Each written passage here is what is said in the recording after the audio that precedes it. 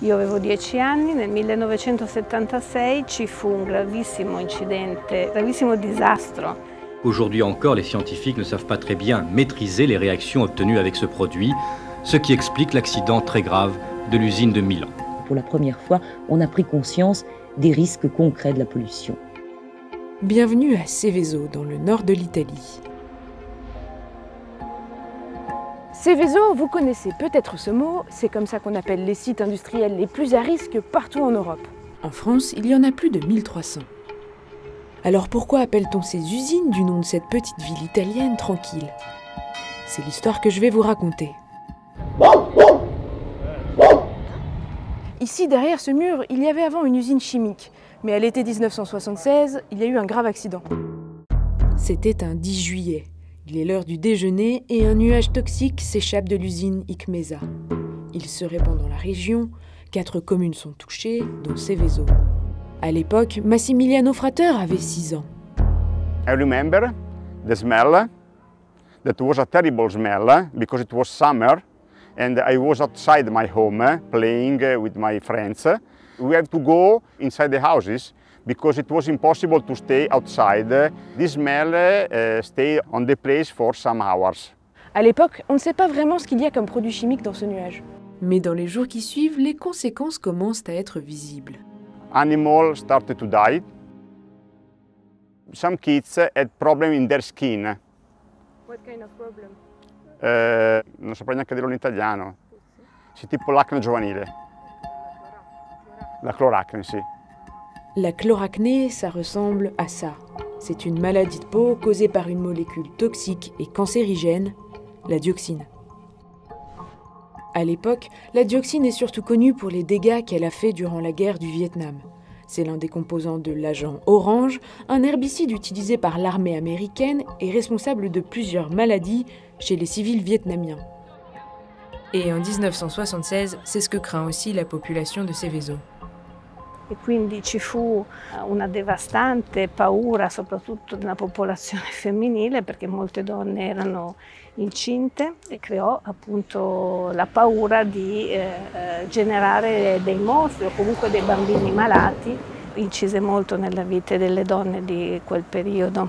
Alors l'Italie autorise des avortements thérapeutiques. Et ça fait scandale à l'époque parce que l'avortement est encore illégal dans tout le pays.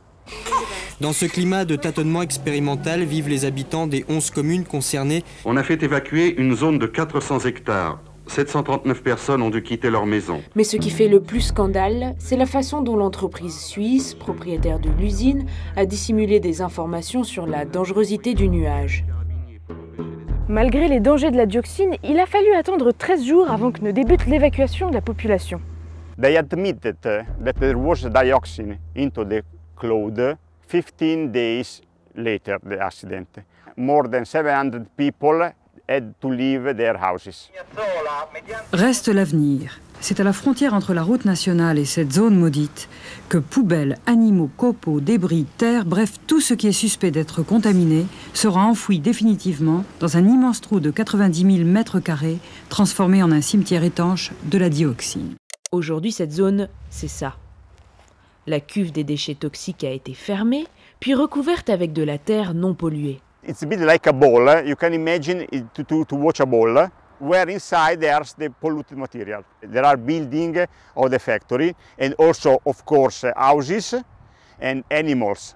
Also, there are memories, pictures, there are clothes, there are part of history of more than 700 people. Tutte queste case, poi c'erano anche queste case che erano più avanti, non questa frazione qua. Giorgio Zenzi représente la ville de Seveso depuis la démission du maire en juillet dernier pour une affaire liée à la gestion des déchets. Ancora oggi c'è la preoccupazione delle conseguenze di quell'incidente, conseguenze che sono legate al luogo di stoccaggio dei rifiuti. C'è da dire però, e questo è importante, che le vasche sono assolutamente oggetto di controlli e che ad oggi i controlli comunque non hanno evidenziato situazioni di pericolo per la popolazione. Mais la catastrophe aura quand même une conséquence positive sur toute l'Europe. C'est la directive Seveso. Car 5 ans après la catastrophe de Seveso, de nouvelles normes européennes voient le jour. Accord à Bruxelles. Les 10 États européens adoptent la directive sur la pollution chimique. L'Europe veut éviter que des fiascos tels que l'évacuation de la région de Seveso ne se reproduisent. La directive Seveso impose ainsi d'identifier les sites industriels présentant des risques d'accidents majeurs et d'y maintenir un haut niveau de sécurité. Elle implique aussi de contrôler l'urbanisation autour des sites, d'informer les riverains ou de mettre en place des autorités de contrôle. Alors, 10 000 établissements européens sont désormais classés Seveso. En France, il y en a plus de 1300. Et ces 20 dernières années, ils ont causé au moins 17 accidents. E questo è segno appunto che l'evento di Seveso parla ancora e ha delle cose da insegnare. È che se questo non ha evitato purtroppo altri danni.